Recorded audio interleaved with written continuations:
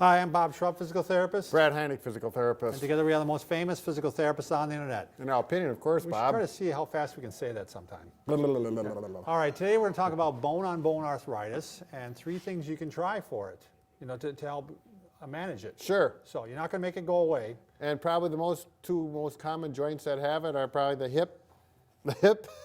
and the knee. Yeah, we're really good on identifying joints. What is bone-on-bone arthritis? Let's just real quickly talk about that.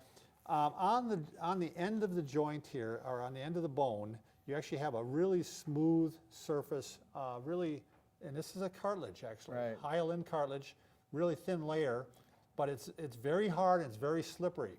And what can happen after a time, it starts to wear down or wear off. Brad, give your analogy. Like a bearing surface, steel on steel is really smooth and shiny with little lubrication in there. It works well, but if things start to rust, they get pitted and things all of a sudden start to grind and it's just no good. And that's kind of what's going on. So yeah, you can get little cavities here, cavitations, and you can actually, pieces of it can break off.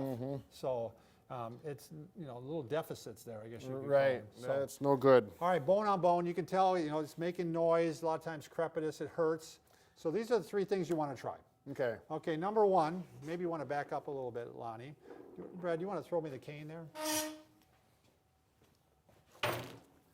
Number 1, the thing about arthritis, it tends to kind of flare up and calm down again. Sure.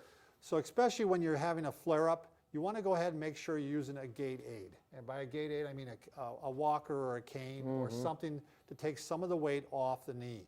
Now, that's not saying that you're going to keep using it forever, but we do want you to try it just for a short while just to calm the knee down. So we have a video on the proper way to measure a cane, and we have videos on how the proper way to use a cane. But generally, a lot of times with the knee, you're going to use it in the opposite hand. Right. And whenever the knee's out there, the cane's out there. Sure. So you're taking weight on it. Some people do the Dr. House method, Yeah. where they actually keep the cane with the knee and they lean like this. Whatever floats your boat. Whatever makes the knee feel better. Yeah. So that's number 1. You want to decrease some of the weight on the knee for a while to help decrease, calm it down, get the inflammation calmed down. Sure.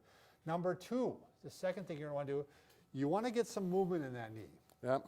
Movement without weight bearing. Sure. So a lot of times biking works really well with that. Brad, why don't you bring this on over? Sure. This is an elliptical machine. This is the E1000. I'll put a link down below to our website, and it's on the website. The thing about this, Brad and I, we use this in every clinic we have. We've been using it for years, and we use it in a seated position like this. You can use it standing too, but that's not the idea here. Right. The idea is you're going to get some movement in the knee without putting weight through it. Right. And this is a great way to keep your knees healthy because it's generating the synovial fluid and it's getting more oxygen to the knee, and it helps even, I think, smooth the joint out a little bit. Sure. So this is a great thing. You want to get some movement. If you don't have one of these, like I said, you could try a bike, or I suppose even some towels on the floor, or maybe some a sheet, a pan, what's a tin that you use for making cookies, something like that. We'll get through this, Bob. Yeah. All right. So that's number 2. You want to get some movement in the knee. Right. The third thing, by the way, this runs about 120 bucks. Right. So third thing you want to do is you want to strengthen the hip and the knee. The reason I say the hip and the knee, quite often because people are having pain in the knee, that whole leg becomes weaker. Right. And if the hip becomes weaker, it's going to put more stress on the knee.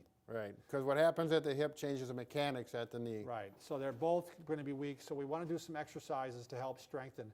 Brad, why don't you talk about your deal, what you do with patients? Oh, yeah. If you have symptoms getting out of a chair and it hurts and getting up and down in those knees. I just had this week with a patient. I said, just simply do kicks. Okay, we call them learn out quads, or just kicks like this, good slow motion, up and hold, and then come back down. Up and hold, and then, so if you've been sitting in some place for an hour, you've been watching TV, and you know, oh, geez, it's gonna hurt when I get up, take a few seconds and do 10 of these.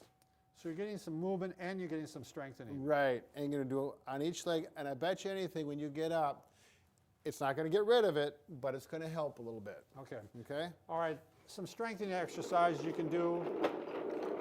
on the floor, in bed, wherever you want to try them. You go ahead and start with some straight leg raises. You're Sure. going to I'm actually going to work on this one right here, Brad. Right.